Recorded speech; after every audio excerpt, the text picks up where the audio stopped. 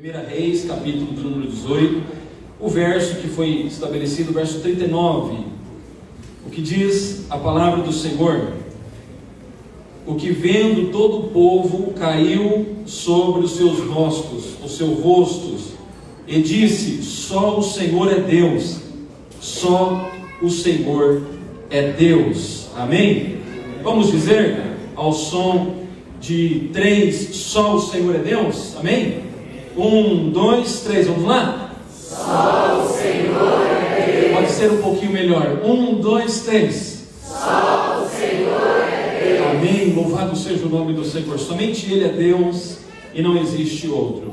Meus irmãos, entre tantos profetas que marcaram gerações, e nós somos conhecedores da palavra de Deus, profetas maiores, profetas menores, e nós vemos ali o profeta Isaías, e conhecendo a palavra, nós podemos entender que Isaías, conhecido como o profeta messiânico, aquele que anunciaria a respeito de Cristo, nós vemos no capítulo 53, ele falar sobre o servo sofredor, que é o Senhor Jesus. Por isso Isaías, ele é conhecido como o profeta messiânico.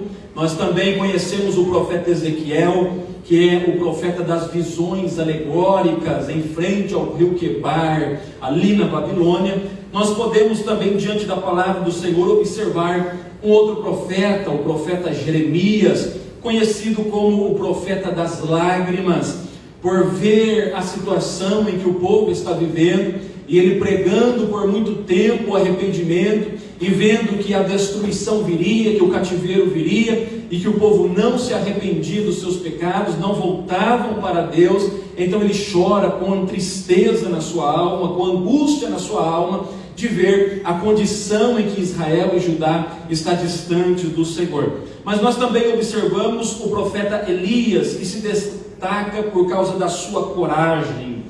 Elias, ele é conhecido pela palavra de Deus por causa da sua coragem.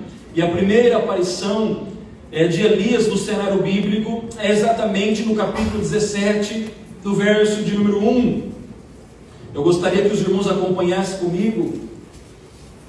Capítulo 17, verso de número 1. Elias, ele se introduz diante do rei de Israel, que na época é Acabe, com uma mensagem de sequidão e com uma mensagem de escassez. Observe o que ele diz: então Elias, o tisbita, dos moradores de Gileade, disse a Acabe: vive o Senhor Deus de Israel, perante cuja face estou, que nestes anos nem orvalho, nem chuva haverá, senão segundo a minha palavra. Irmãos, e analisando essa profecia de Elias ao rei Acabe, fica claro que Elias está remando contra um sistema corrupto, tanto no âmbito político como religioso. Pois quando Elias diz que não haverá mais chuva, ele está confrontando uma ideologia de idolatria dentro de Israel, pois Acabe e a sua esposa Jezabel ensinavam o povo que todas as vezes que a terra era regada pela chuva, era Baal que estava mandando água sobre a terra.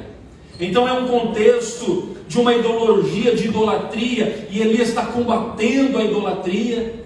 Elias está entrando dentro de um cenário corrupto, sobretudo político, como também religioso, e dentro dessa filosofia pagã, Baal é o deus da fertilidade, e ao invés do povo de Israel adorarem ao Senhor, que manda chuva dos céus, que por 40 anos mandou maná, que mandou carne, que mandou água, arrancando água da rocha, que sustentou o povo durante toda a peregrinação no deserto, não faltando nada para eles, as roupas não envelheciam, as sandálias não se gastavam, vendo todas as providências de Deus, e agora, indagados por essa ideologia de idolatria, eles deixam de servir ao Senhor e começam a servir ao deus Baal, Marduk, o deus dos babilônios. Havia uma poligamia, havia um politeísmo dentro da terra dos cananeus. Por isso, em Deuteronômio, no capítulo 6, nós identificamos quando o Senhor diz a Moisés: para que quando eles fossem sair do Egito, para que eles pudessem sentar com os seus filhos à mesa, educar os seus filhos dizendo: olha, ensina os filhos, mostrem para eles tudo aquilo que Deus fez no Egito, as pragas, Deus abrindo o mar vermelho, o livramento de Deus para com Israel. Ensine eles sentado à sua mesa, andando pelo caminho. Se possível, escrevam nos umbrais das portas, das paredes, para que nunca eles se esqueçam do Senhor, para que no dia em que eles entrarem dentro da terra que eu prepararei para eles, que eles nunca venham esquecer do Senhor, que eles nunca venham esquecer do Deus que tirou eles da terra da escravidão do Egito. Irmãos, e nós vemos que agora Elias, ele está batendo contra esse sistema corrupto, político, contexto de idolatria, e nós vemos que Deus já é conhecedor das consequências que viria, porque um homem de Deus decidiu se levantar contra a idolatria, porque um homem de Deus decidiu se levantar contra o mundanismo, porque um homem de Deus decidiu se posicionar perante o Senhor contra o mundanismo que quer corromper os princípios da palavra do Senhor. Irmãos, e Deus já era conhecedor que a perseguição viria. Por isso, no verso de número 2 do capítulo 17, a palavra de Deus diz: depois veio a ele a palavra do Senhor dizendo: vai-te daqui, e vira-te para o oriente e esconde-te. Ou seja, já é do conhecimento de Deus que quando um homem de Deus ele se posiciona contra o mundanismo, contra a idolatria, a perseguição virá. Mas, irmãos, algo que deve alimentar a sua vida espiritual nesta noite, algo que deve fortalecer a sua vida, é quando nós nos deparamos com o texto no verso de número 3, e nós vemos que o Senhor vai dizer: vai-te daqui e vira-te para o oriente. Ou seja, embora a perseguição virá, embora o mundanismo vai se levantar, embora vão perseguir a vida daqueles que são fiéis a Deus, mas o Senhor está dizendo: eu estou te dando direção. Aleluia. Sai daqui, Elias, a perseguição virá. Sai daqui e vai para a banda do Oriente. Ou seja, Deus está dizendo: eu estou contigo, e é eu quem guio os teus caminhos. E o Senhor vai dizer: e esconde-te. O que significa esconda-te? Deus não só dá a direção, como Deus também agora providencia a proteção. Irmãos, como é maravilhoso nós, servos do Senhor, quando nós desfrutamos da direção de Deus na nossa vida, quando nós desfrutamos da proteção de Deus na nossa vida. Pode se levantar uma ideologia de idolatria, pode se levantar um mundanismo, mas aquele que está firmado na presença do Senhor tem direção de Deus na vida, tem proteção de Deus na vida, é a palavra do Senhor. Nós observamos que não apenas direção, não apenas proteção, mas observe o verso 4: e há de ser que beberás do ribeiro. Deus está dizendo: eu te direciono, eu te protejo, e eu sou aquele que provê na sua vida. Beberás do ribeiro, Elias. Irmãos, agora se maravilha comigo nesse texto. Ele vai dizer: e já tenho ordenado, ou seja, antes de Deus te sustente. Primeiro Deus fala com os corvos, depois fala com Elias. Os corvos estão trazendo provisão. Aí daqui a pouco Deus fala assim: Elias, espera um pouquinho no Querite, eu preciso fazer uma visita para uma viúva, e a minha palavra é que ela te sustente todo o tempo que você estiver na casa dela. Irmãos, Deus se antecipa. Deus está dizendo novamente: não importa por onde os teus pés vão trilhar, Elias, você tem que entender que quando você estiver na minha direção, tem proteção de Deus e tem provisão de Deus na sua vida. É no ribeiro de Querite, é em Serepta de Sidom, lá tem provisão de Deus quando você está na minha presença. Veja, irmãos, o cuidado de Deus para com o profeta Elias. E nós somos conhecedores da palavra do Senhor, que quando ele chega lá em Sidom, a essa viúva, há uma fome, há uma escassez, porque ele liberou uma palavra e Deus estava naquela palavra. Não chovia, não tinha o que comer, não tinha o que beber, e havia uma fome extrema. E as pessoas guardavam um pouquinho que tinha para comer com a sua família, e depois não tinha uma esperança, porque não tinha, não chovia. E o povo semita, ele vive da agricultura, da pecuária, depende da chuva, depende da água para crescer os grãos, para brotarem as plantas, para crescerem as árvores frutíferas, o cereal, o alimento. E não tem chuva, por isso não tem comida, não tem comércio, não tem providência. Essa é a questão que está vivendo o contexto de Sarepta. E Elias chega a esta mulher e dizendo assim: me dá um pouquinho de água. E ela fala: está aqui a água. E ele fala assim: me dá também um pouquinho de comida, faz um bolinho para mim comer, alguma coisa, estou com muita fome. E ela diz: eu tenho só um pouquinho aqui, e o que tenho é para mim comer e para o meu filho, e depois nós não temos mais o que comer, e provavelmente nós vamos morrer, vamos padecer. E aí Elias, irmãos, ele entra com a palavra do Senhor, dizendo no verso 14: porque assim diz o Senhor de Israel, a farinha da panela não se acabará, e o azeite da botija não faltará, até o dia em que o Senhor dê chuva sobre a face da terra. Aleluia. Irmãos, observe o verso 15: e foi ela, e fez conforme a palavra de Elias, e assim comeu ela, e ele, e a sua casa por muitos dias. Verso 16: da panela a farinha não se acabou, da botija o azeite não faltou. Aqui está o tema: conforme a palavra do Senhor. Por muitas vezes nós elegemos Eli a um patamar na qual ele disse para Sarepta, para a viúva, que não faltaria e não faltou. Por muitas vezes nós elogiamos Elias porque orou e o fogo caiu do céu. Mas nós devemos observar que Elias está sendo guiado pelo Senhor, direcionado pelo Senhor, protegido pelo Senhor, sustentado pelo Senhor e movido pela palavra do Senhor. Ele se move pela palavra do Senhor. E aí o texto vai dizer: não faltou farinha, não faltou azeite, não faltou comida. Por causa do quê? Por causa de Elias? Não, por causa da palavra do Senhor. Por causa da palavra do Senhor, que falava por intermédio do profeta Elias. Elias é só um instrumento de Deus, e Deus está na vida dele, Deus está na palavra. Irmãos, nós estamos contextualizando aqui, para você compreender o contexto, para nós chegarmos no texto tema.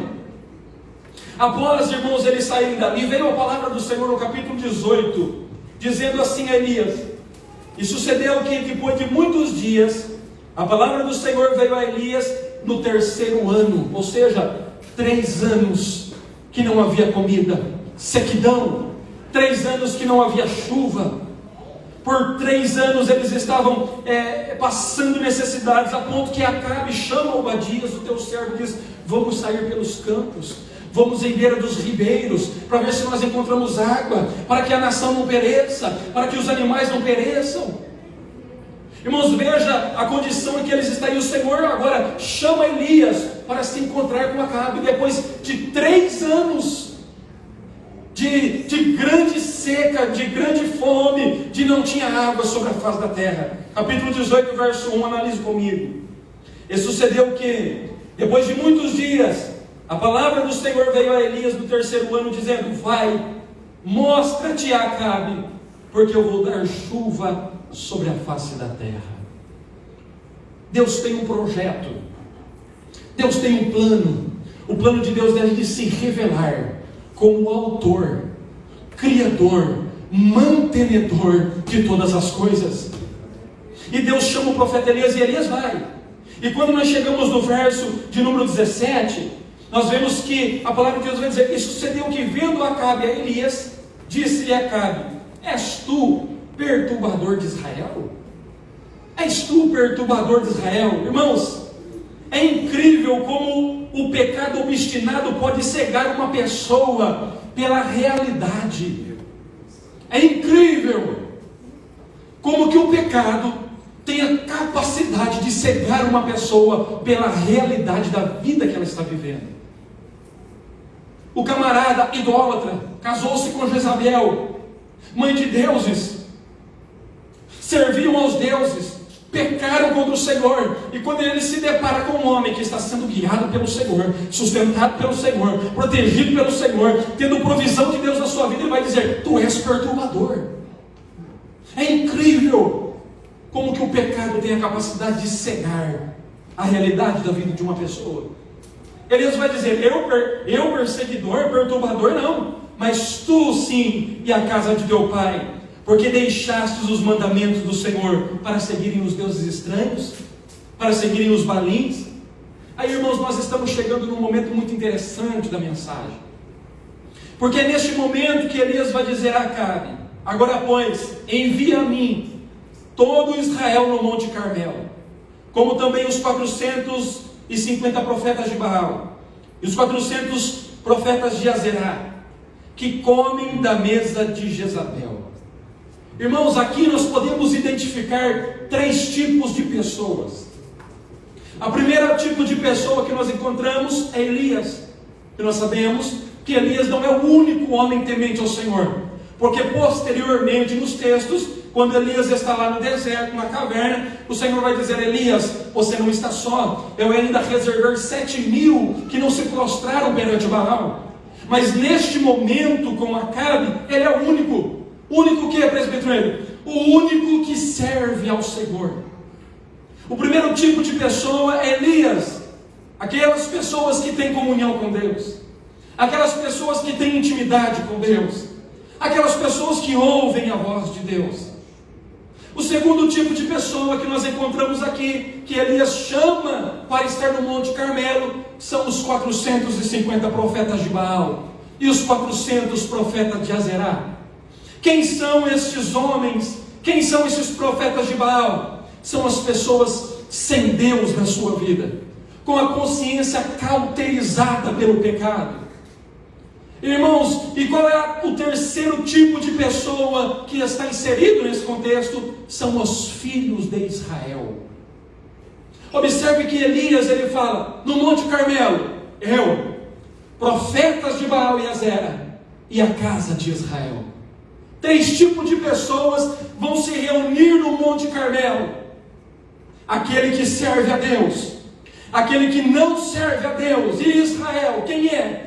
Aqueles que estão em cima do muro, aquele que está vivendo cocheando em 2 pensamentos. A palavra cochear é estar manco de uma perna, pendido para um lado. Uma hora está pendido pela direita, outra hora está pendido pela esquerda, uma hora está pendido pela direita. Irmãos, observe o texto. Quando eles se reúnem, no verso de número 21 do capítulo 18, Elias vai dizer: então Elias se chegou a todo o povo e disse: até quando cocheareis entre 2 pensamentos? Ou seja, ele está dizendo a Israel, ele está dizendo à casa de Israel, a propriedade peculiar do Senhor, que foi tirada da terra do Egito, da casa da escravidão. Ele está dizendo ao povo de Deus: até quando? Até quando cocheareis entre 2 pensamentos? Ele está dizendo a Israel, aos filhos de Israel, se o Senhor, porque ele sabe que os profetas de Baal já estão na sua identidade, são profetas de Baal, são profetas de Azerá. Então ele seleciona os filhos de Israel dizendo: se o Senhor é Deus, segue-o, dá-lhe a honra devida. Agora, se Baal é o seu Deus, segue-o. O que ele está dizendo? Vocês estão em cima do muro. Uma hora serve ao Senhor, outra hora serve a Baal. Uma hora depende de Deus. Não é que eles abandonaram a fé, não é que eles apostataram da fé, é que eles decidiram viver o contexto dos cananeus, politeísmo.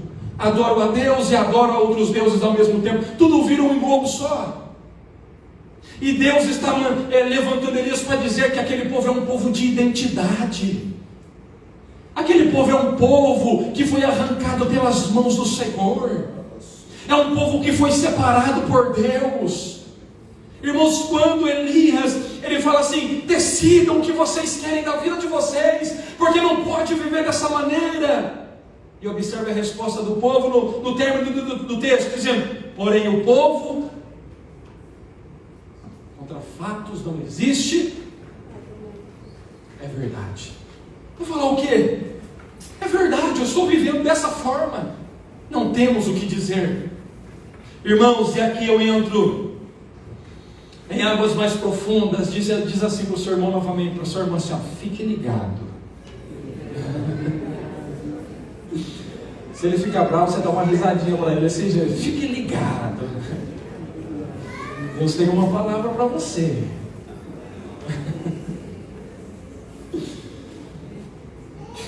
Irmãos, há um grande problema de nós estarmos em cima do muro. Há um grande problema de nós estarmos em cima do muro. É que o muro, ele não pertence ao Senhor. De um lado está Satanás, do outro lado está o Senhor.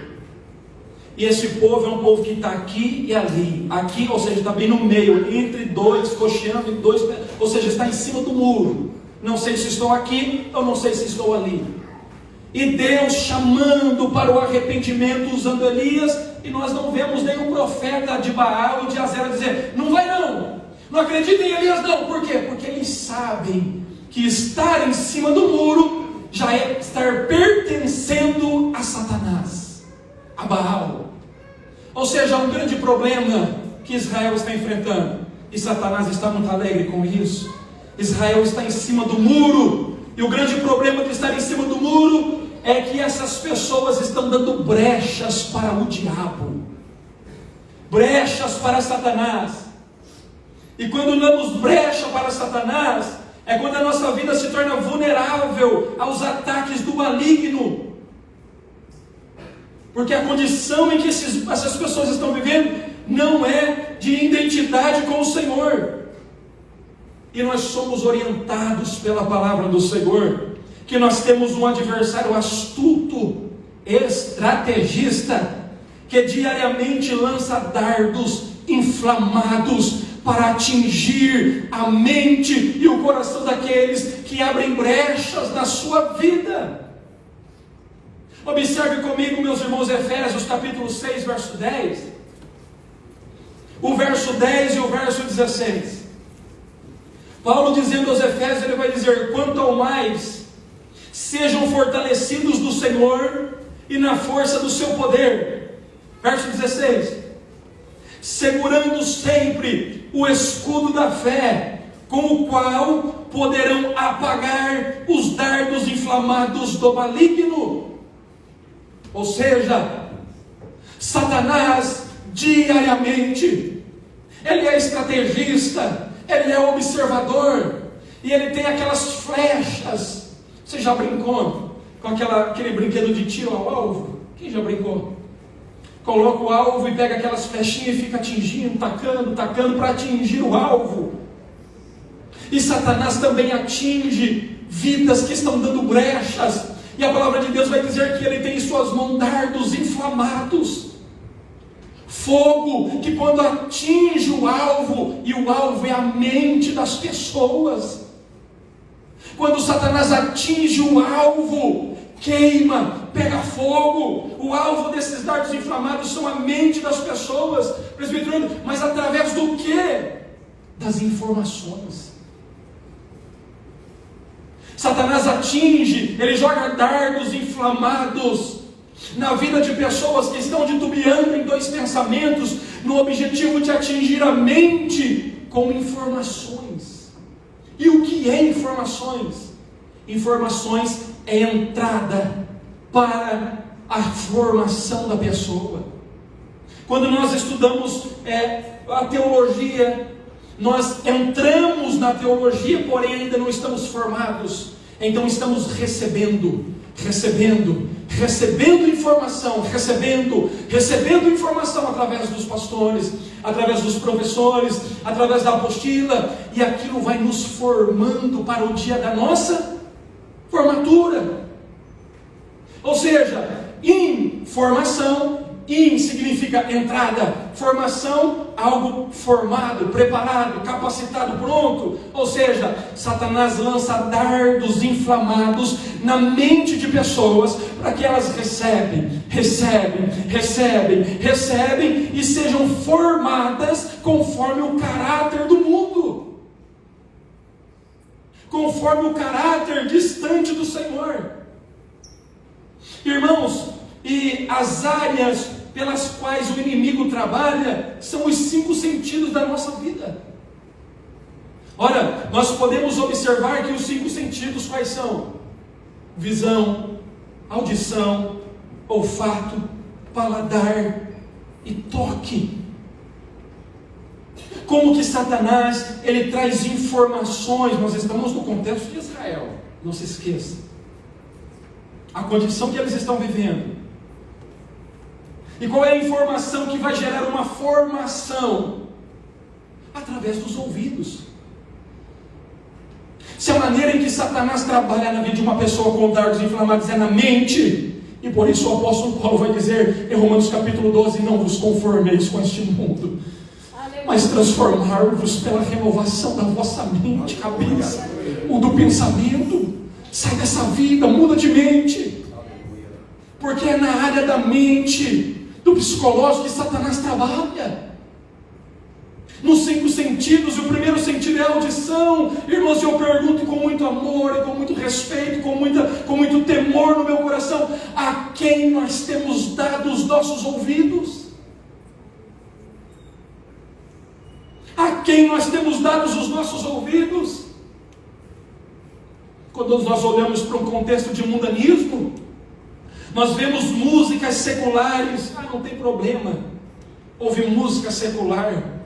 Irmãos, existem músicas mundanas, sensuais, demoníacas, projeto de Satanás, música que fala de desejos carnais, que fala de adultério, que fala de homicídio, que fala de suicídio.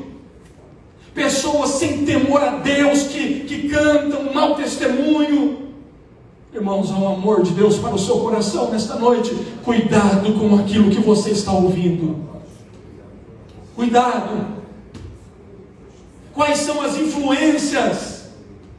Quantas influências negativas que existem por aí? Quantas? Na internet, pastor, tem os influencers da vida.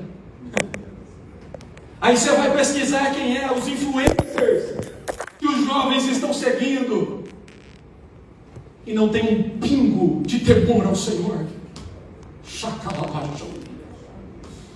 Não tem um pingo de temor a Deus.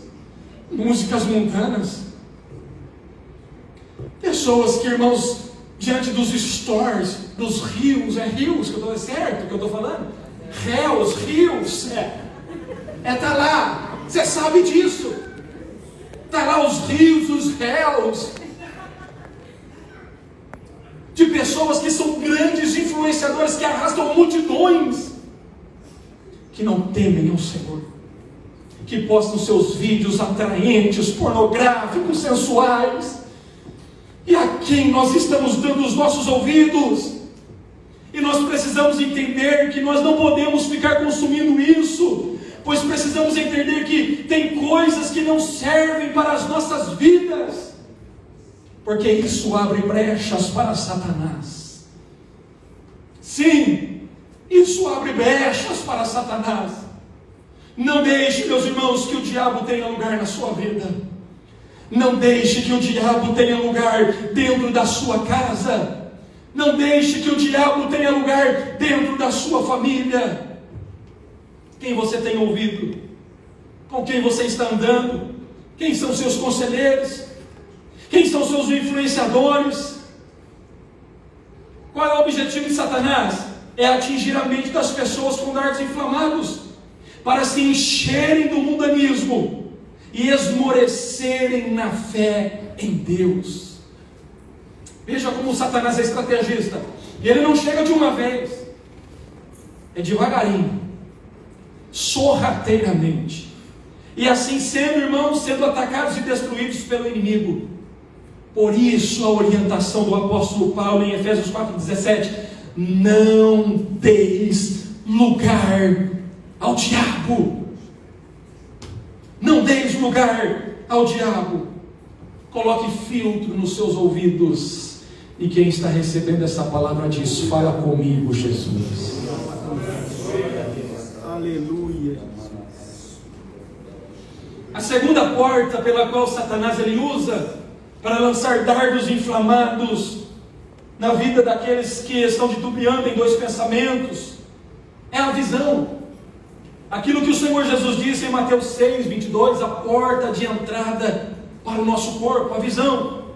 Jesus disse: se os olhos são os olhos a lâmpada do corpo, se os teus olhos forem bons, todo o teu corpo será luminoso. Se porém os teus olhos forem maus, todo o teu corpo estará em trevas.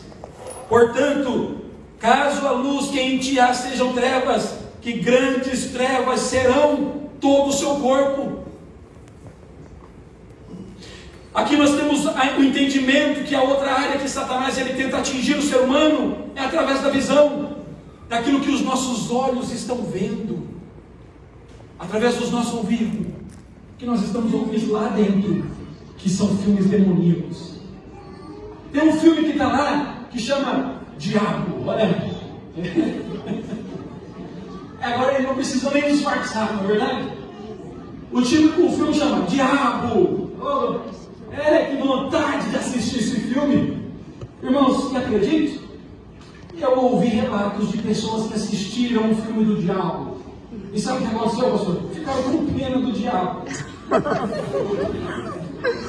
Tem alguém que está balançando a cabeça assim, alguém que assistiu, né? A pessoa assistiu o filme do diabo e ela disse assim: irmão, eu fiquei tão envolvido naquele filme que a hora que eu percebi eu já estava com pena do diabo.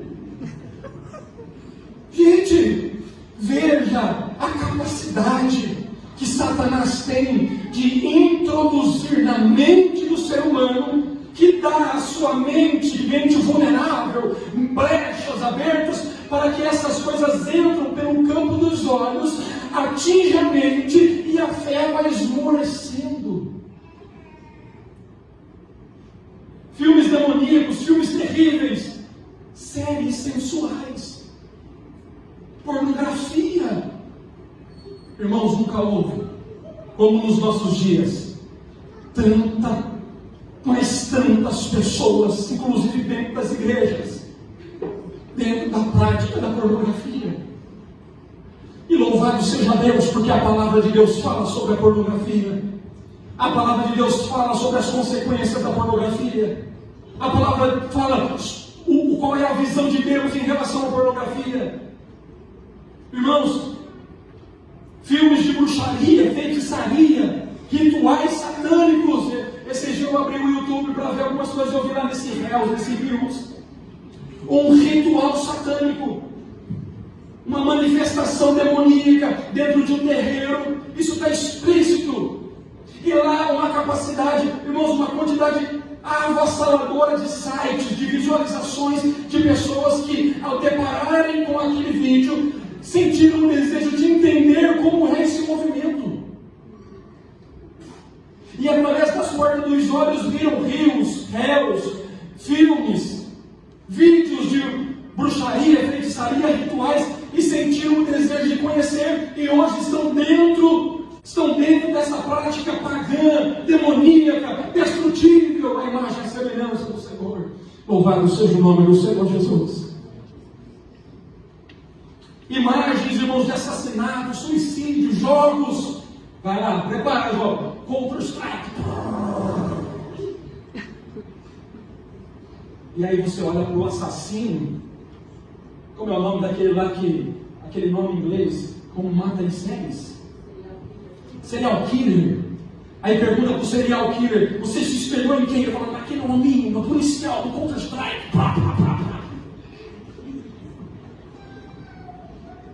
Jogos de assassinatos. Tire a sua alma da prisão em nome de Jesus. Cuidado com os seus olhos. Isso são informações para te levar longe do Senhor. Irmãos, existem coisas que nós não podemos olhar por isso, porque isso vai abrir brechas na nossa vida. Coloque filtro nos seus olhos em nome do Senhor Jesus. Coloque filtro nos seus ouvidos, filtro nos seus olhos em nome do Senhor Jesus. Esse é o contexto em que Israel está vivendo. E Deus chama Elias para dizer: Elias, chame o povo para o encontro. Chega de viver titubeando por dois pensamentos. Eles precisam entender que eles têm uma identidade de servos adoradores. Que eles têm uma identidade de servos de Deus.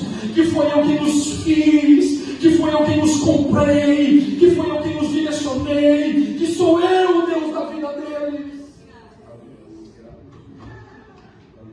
Irmãos, nós devemos ter cuidado com as influências, porque quem são os influenciadores de Israel?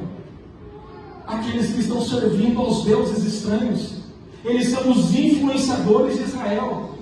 Quando nós vamos para a palavra do Senhor, nós vemos que quando Deus tirou o povo do Egito, saiu do meio do Egito uma mistura de pessoas que a Bíblia chama de vulgo, ou em outras traduções, o bando, ou em outras traduções, o populacho.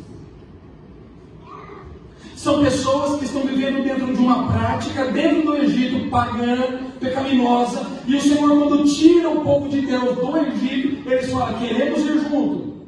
Queremos ir junto. E eles saem junto com Israel do Egito e vão peregrinar no deserto. E o populacho tem grande influência sobre a vida dos israelitas. Grande influência. Quando nós olhamos em Números capítulo 11, verso 4, a Bíblia vai dizer: e o vulgo, ou talvez na sua tradução, e o populacho, que estava no meio deles, não eram eles, estavam no meio deles, veio a ter grande desejo. Quem tem o desejo? Vamos lá? Está ligado? Fale de novo para o irmão do lado: fica ligado. Quando Israel saiu do Egito, quem veio junto com eles? Vamos lá? O populacho. 1, 2, 3, ó. Populacho. Uma mistura. E esse populacho, isso mesmo, os estrangeiros, isso, essas pessoas que não pertencem a Deus, o povo de Deus, essas pessoas, o populacho, as pessoas misturadas, eles vieram a ter grande desejo. E o texto vai dizer, Números capítulo 11, verso 4, pelo que, agora, os filhos de Israel tornaram a chorar. Mas quem teve o desejo? Vamos lá mais uma vez, fica ligado. Quem teve desejo? Populacho. Mais uma vez, para não esquecer. Quem teve desejo? Populacho. Quem veio a chorar? O que Israel tem a ver com os desejos do populacho?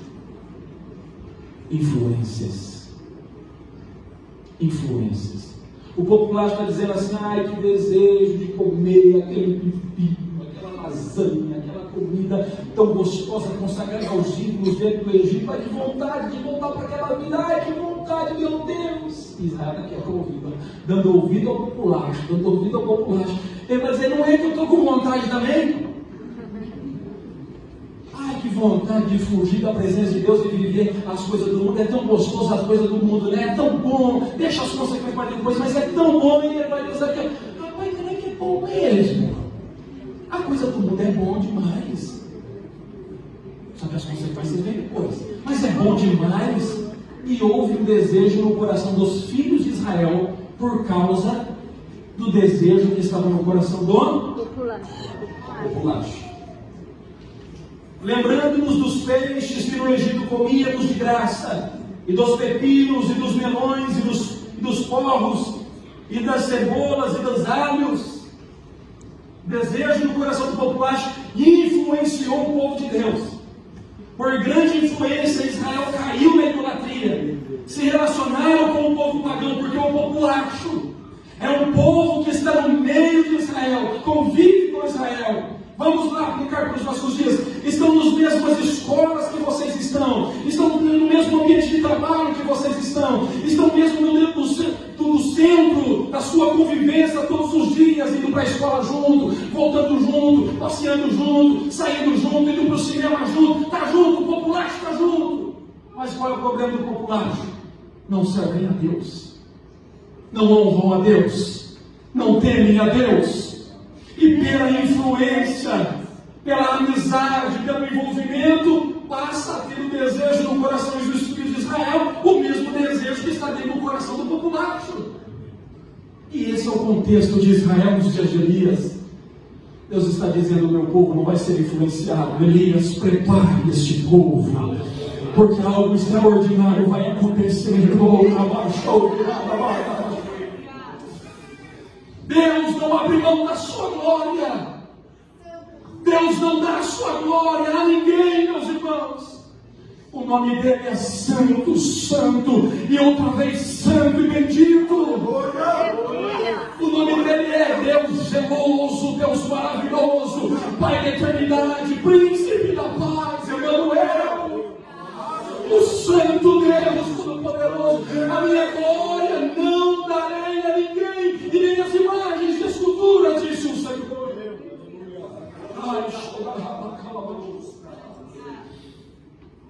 Que condição triste que Israel está vivendo, uma vida vazia e sem sentido. Irmãos, e Deus, dentro dessa condição, como Lucas falou aqui, o filho pródigo saiu, foi viver o que o mundo queria.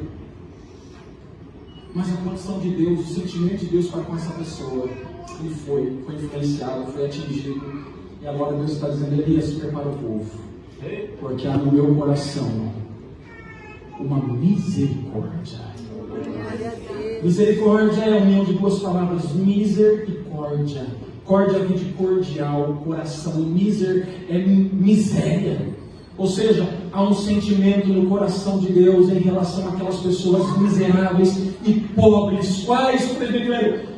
Cordialidade, amor. Deus está dizendo a Elias: Elias, reúne o povo, porque eu vou me revelar a eles por causa do meu amor e por causa da minha misericórdia, para que ele possa entender que mesmo na condição que eles estão vivendo, eu ainda continuo os amando como os amei desde o dia em que os criei. Aleluia, Jesus, glória a Deus. Elias reúne os profetas de Baal, molha o altar, todo o teatro que nós vimos aqui.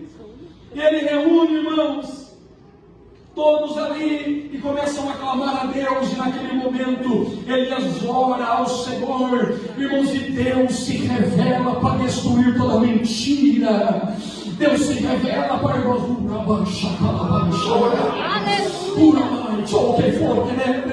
Quando eu olho para um congresso como esse, uma festividade como essa, irmãos, eu entendo que Deus está se revelando, Deus está se manifestando, porque é um sistema maligno, é um sistema mundano. Satanás sorrateiramente tem tentado infiltrar dentro do coração de jovens, homens e mulheres, mas Deus prepara esse encontro conosco para dizer que eu ainda continuo te amando, que você ainda é o mesmo que eu tirei, que eu formei, e que eu me revelo como o Senhor de todas as coisas.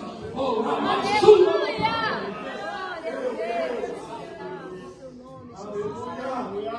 quando nós olhamos para um trabalho como esse, qual o tema, irmãos, como eu temi, minha esposa está ali, sabe?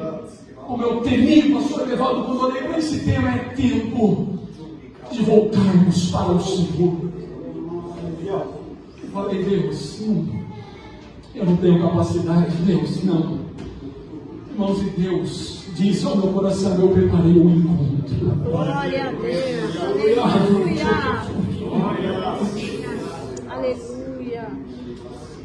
Para me revelar, para me manifestar, para me revelar a minha igreja. Eu sou o Senhor. E a minha glória não dou a imagens de escultura. Não. Elias prepara o altar, ora ao Senhor, e o fogo do céu cai. E quando o fogo do céu cai, Deus está dizendo toda mentira, tudo aquilo que vem do mundanismo, tudo aquilo que vem do paganismo, tudo aquilo que tem o objetivo de te tirar da presença de Deus, os pensamentos, as visões, onde os teus pés andam, onde as suas mãos pegam, apalpam. Cuidado. Deus está derramando fogo para se revelar, para dizer que tudo isso é um tremendo de um engano. Aleluia. É um tremendo de um engano. É uma tremenda de uma mentira esparrafada de Satanás para te tirar da presença de Deus. E Deus está dizendo: eu vou derramar, eu vou derramar, eu vou derramar, eu vou me manifestar, eu vou me revelar, para que eles entendam que isso é uma mentira. O mundanismo é uma mentira, embora seja uma realidade nos dias de hoje atraente, mas é um engano de Satanás. Vem com sapatinhos de pelica, com aparência de piedade, assim como as pessoas entraram na casa das pessoas da igreja primitiva, com aparência de piedade, mas negando a eficácia da palavra do Senhor, a ponto de querer destruir, roubar as viúvas, as famílias. E Deus está dizendo: não. A igreja de Caquegawa, a igreja de Marta, a igreja de Takahama, a igreja de Toyokawa, as igrejas que estão aqui reunidas, Deus está dizendo: eles são as minhas propriedades. Eles são as minhas propriedades. A sua vida é propriedade exclusiva do Senhor. Aleluia, Irmãos, Jesus. é um grande problema se a nossa vida, já vamos para o encerramento. A nossa vida é uma casa, não é? É uma casa. Quando nós vamos para Mateus capítulo 12, verso 44, observe comigo para nós encerrarmos. Mateus capítulo 12, verso 44.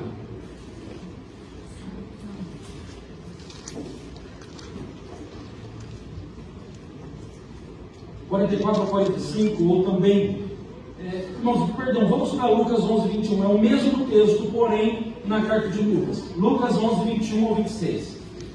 Olha o que diz a palavra do Senhor, é Jesus quem está dizendo. Encontraram aí, amém?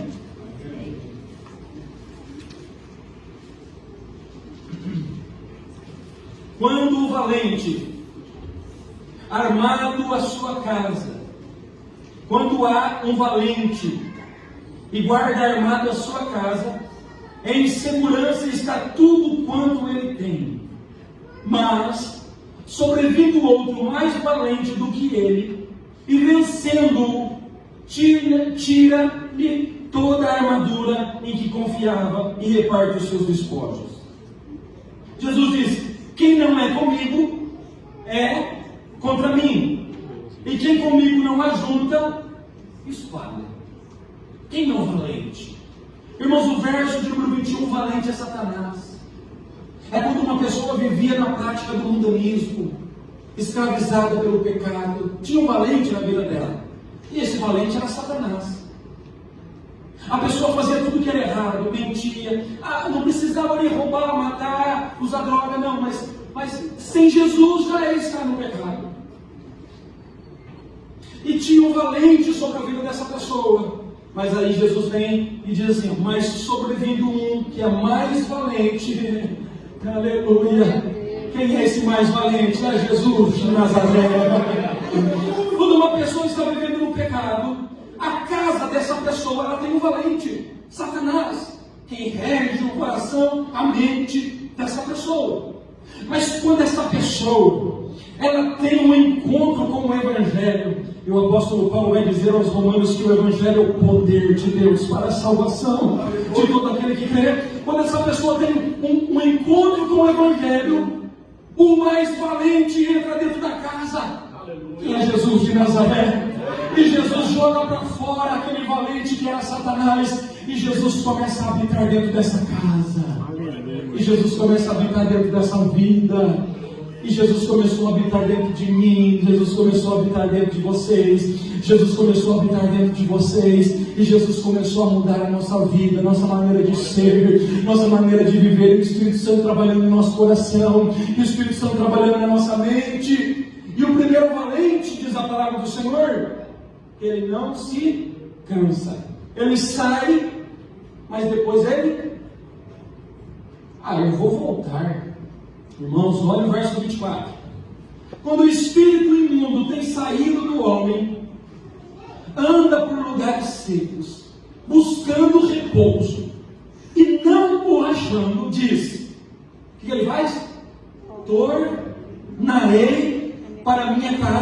sair. Ou seja, esse espírito imundo, esse Satanás, estava na vida de uma pessoa que não tinha Jesus. Mas essa pessoa teve encontro com Jesus. E Jesus passou a morar dentro dela. Mas o Satanás é tão astuto que ele vai voltar lá na casa, vou ver se essa casa está vazia. E quando ele chega lá na sua vida, meus irmãos, com os dardos inflamados, nós vamos procurar uma brecha na vida desse jovem. O que ele está vendo, o que ele está assistindo, com o que ele está se relacionando, o que ele está pegando, onde ele está andando, quem são suas influências. Vou ver se tem uma brecha, vou preparar um dardo para atingir ele e destruir ele. E quando ele chega lá, pastor, o jovem está aqui, oh Jesus, assim diz a tua palavra, Senhor, eu tenho visto. Ele se encontra, esse jovem cheio do Espírito Santo, bendito seja Deus, buscando a Deus em oração, buscando a Deus em oração, louvando ao Senhor, embora as dificuldades que ele está vivendo, só Deus sabe as tribulações que ele está vivendo, mas ele está dizendo, só bendito seja Deus, Senhor, eu sou dependente de Ti. Jesus, eu estou dentro da Tua provisão, da Tua dependência. Ele está orando, ele está buscando a Deus, ele está vindo para a igreja, e Satanás está dizendo assim, vou tentar achar uma brecha. E ele olha, o jovem está compromissado com Deus, cheio do Espírito Santo, buscando a Deus em oração, comprometido com a palavra de Deus. Satanás vai dizer assim, não acho essa brecha, não consigo encontrar brecha na vida desse jovem. Irmãos, a Bíblia vai dizer em Tiago 4:7, dizendo, aqueles que se submetem a Deus e resistem ao diabo, o diabo tem que bater em retirada diante desse jovem que está cheio da presença de Deus. Aleluia, Jesus.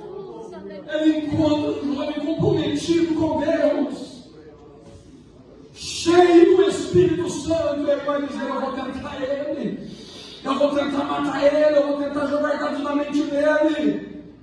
Mas quando ele tenta, eu falo assim, ele tem a mente de Cristo. Ele tem a mente de Cristo. Já não é mais a mesma casa que eu estava. Tem um valente ali dentro que eu não consigo entrar.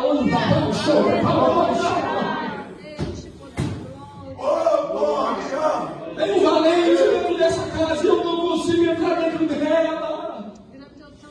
Eu não consigo lançar dados sobre ela. Eu não consigo destruir. Eu não consigo atingir. Porque nós estamos comprometidos com a palavra de Deus. Porque nós estamos comprometidos na presença de Deus. Mas Jesus vai dizer assim, que quando o espírito imundo tem saído do homem, anda por lugares secos, buscando repouso, e não achando, ele diz, tornarei para minha casa de onde saí. Verso 25, e chegando, achando a casa varrida, adornada, e em Mateus 12:44 vai dizer, porém vazia, varrida, adornada, porém vazia. O texto vai dizer, então vai e leva consigo outros 7 espíritos piores do que ele, e entrando habitam ali, e o último estado deste homem é pior do que o primeiro. Ou seja, Satanás ele não desiste de lançar dardos inflamados. A diferença é, qual é a sua condição diante de Deus? Que maneira você está vivendo diante de Deus? A sua casa está vazia ou tem um valente aí dentro te protegendo?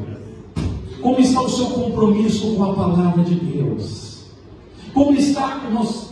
Aí a gente pergunta, por que tanta luta? Por que tanta batalha? Porque às vezes parece que eu vou desviar. Ai, se hoje Deus não falar comigo, eu vou desviar. Eu não quero mais saber de igreja. Se aquele irmão olhar para mim daquele jeito, eu não vou mais para a igreja. Pastor, eu vou ver esse irmão. Você não entende. Mas ele encontrou uma brecha. E ele está lançando dardos inflamados para te tirar da presença do Senhor. E quando isso acontece, pastor, aquela situação que já era difícil, ela se torna pior. Porque agora ele já não vem mais sozinho. E ele não chega com esses 7 e entra de uma vez para destruir Porque senão, quando ele entra de uma vez, você fala assim: meu Deus, vou voltar para Jesus. E corre para Jesus de medo. Ele é estrategista. Ele sabe que se ele chegar chegando mesmo, destruindo mesmo, você vai falar: eu vou voltar para Jesus agora. Bem que a minha mãe falava que longe de Jesus é destruição. Bem que a minha avó orava mesmo e falava para Jesus, para os filhos dela, nunca sair da presença do Senhor. Porque é isso, meu Deus, vou estar correndo para Jesus. Não. Satanás, ele não trabalha dessa forma. Ele vem devagarinho, através das atrações. Aí um vai lá na sala, fica escondido na sala. Aí outro vai lá no computador, fica escondido no computador. Aí outro vai lá no quarto, quando ninguém está vendo, ele está lá. Ele está numa cama e o Satanás está na outra. Seria cômico se não fosse trágico. Seria cômico se não fosse trágico. Quem está dizendo é o Senhor Jesus. E a casa daquela pessoa se torna pior do que a primeira. Mas bendito seja o Senhor dos Exércitos. Bendito seja o Senhor dos Exércitos. Irmãos, a sua casa não pode estar vazia. Se a casa estiver cheia de Deus, pode ter certeza disso. Não existe encantamentos contra a sua vida. Vamos encerrar. Salmos 91, vamos colocar em pé. Nós tivermos relacionamento com o Senhor Jesus. O Salmo 91 se manifestará dentro dos nossos corações, dentro da nossa casa, no ambiente da nossa família. Mas me lembra que diz o Salmo 91. O Salmo 91 vai dizer: aquele que habita no esconderijo do Altíssimo, a sombra do Onipotente descansará. Aleluia. Começou dizendo: aquele que habita, aqueles que está escondido debaixo das mãos de Deus, aquele que está habitando, fala de morada, fala de relacionamento, fala de intimidade. E o texto vai dizer: aquele que habita, na onde? No esconderijo do Altíssimo. Que esconderijo é esse? É o esconderijo que Jesus falou lá em Mateus capítulo 23. Quantas vezes eu quis, assim como uma galinha, proteger os vossos pintinhos, e vocês não quiseram. Com as minhas asas vos cobrir, como a galinha protege os pintinhos, e vocês não quiseram. Por isso a vossa casa ficará deserta. Irmãos, esconderijo é a potente mão de Deus. Estarmos habitando debaixo da potente mão de Deus, do Altíssimo. E Ele vai dizer: quando nós habitamos na presença do Senhor, na presença do Altíssimo, nós estamos escondidos, assim como Elias esteve escondido no ribeiro. Nós estamos sendo sustentados como Elias era sustentado no ribeiro. Nós estamos sendo protegidos das perseguições, assim como Elias era perseguido por Acabe. Porque a sombra do Onipotente descansará. Continua o texto dizendo: direi do Senhor, Ele é o meu Deus, o meu refúgio, a minha fortaleza, e nele confiarei. Porque Ele te livrará do laço do passarinheiro e da peste perniciosa. Ele te cobrirá com as suas penas, e debaixo das suas asas estarás seguro. A sua verdade é escudo e broquel. Olha aí: não temerás espanto noturno, aleluia, nem seta que voe de dia, nem peste que ande na escuridão, nem mortandade que assole ao meio-dia. Essa peste, essa escuridão, esta mortandade atingirão 1000 ao seu lado, 10.000 à sua direita. Ou seja, o alvo é para derrubar, o alvo é para matar, mas ele diz: mas tu estarás seguro. Aleluia! Oh, aleluia, aleluia, aleluia. 1000 cairão ao seu lado, 10.000 à sua direita, mas tu não serás atingido. Bendito seja o Senhor. Somente com os teus olhos olharás e verás a recompensa dos ímpios, porque tu, ó Senhor, és o meu refúgio. Aleluia. O Altíssimo é a tua habitação. Verso de número 10, você está acompanhando aí? Então lê comigo o verso 10. 1, 2, 3.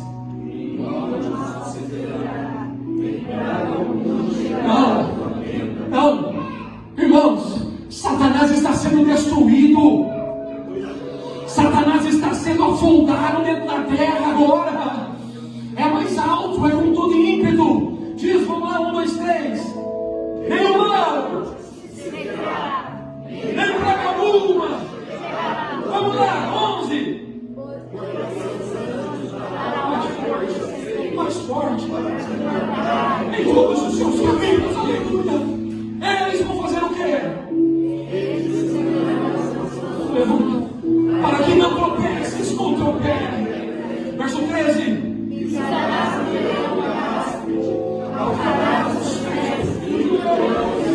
Verso 14. Pois tão encarecidamente me amou.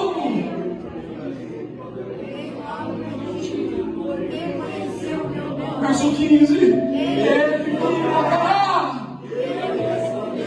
Estarei com ele. Lembrando ele. Verso 16 para encerrar. Darei ele abundância de dias.